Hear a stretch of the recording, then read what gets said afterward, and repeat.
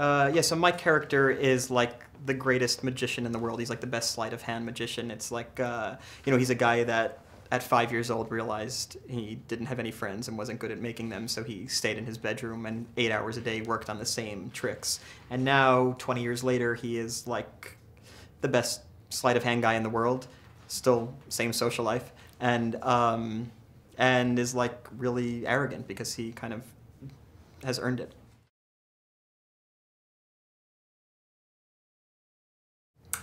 So the Horsemen are four magicians who each have a different skill set. I'm a sleight of hand magician. Isla Fisher is an escape artist. Woody Harrelson is a mentalist and mind reader and hypnotist, and Dave Franco is a pickpocket. And so the four of us are recruited to join this group to pull off these bank heists, to steal money from like corrupt businessmen and distribute them to people who have been stolen from. And so we each use our own specific skill set to pull off these incredible feats.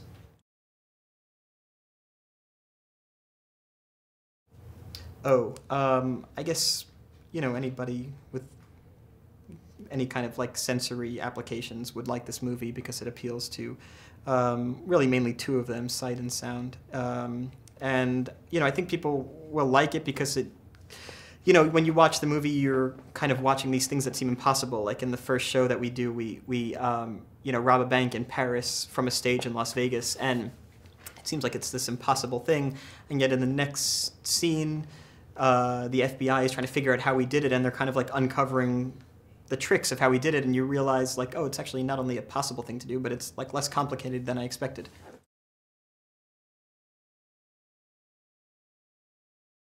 Yeah, I guess so. I mean, those are all like, I guess, like movie genres, and I guess this movie kind of maybe transcends a lot of different movie genres because there's so much happening in it. But it's hard for me to like account for that. So like the thing I like about it the most is like that the characters are all like really unique, and my guy is like this really kind of fun,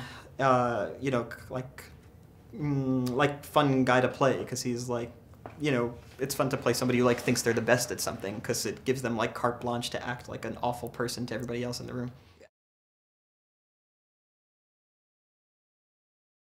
Um, well, we had been filming a lot of like some of the more intimate scenes, and then we got to perform this like first show in an arena, and the show was supposed to take place at like the MGM Grand Hotel in Las Vegas, and we're performing for like thousands of people.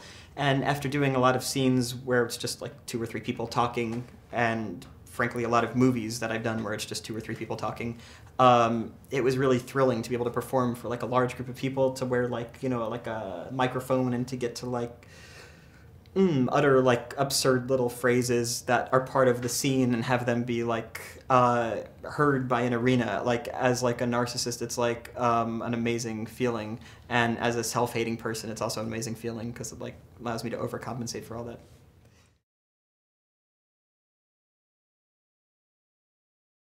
Well, I was really, impressed that Louis wanted to hire like such amazing actors for a movie that has such an interesting storyline that probably could be interesting even without great actors, because like it already has like such an interesting plot.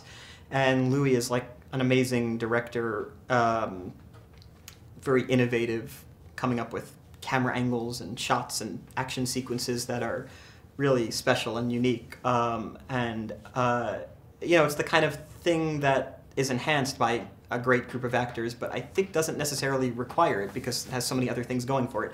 So when I first met him and he told me who else he wanted to be in the movie, I was like so amazed. I said, like, if you can get all those people, that would be amazing. And then like one by one, everybody signed on, and it was like just such a perfect experience because, I felt like I was in a group of people that were all taking it really seriously.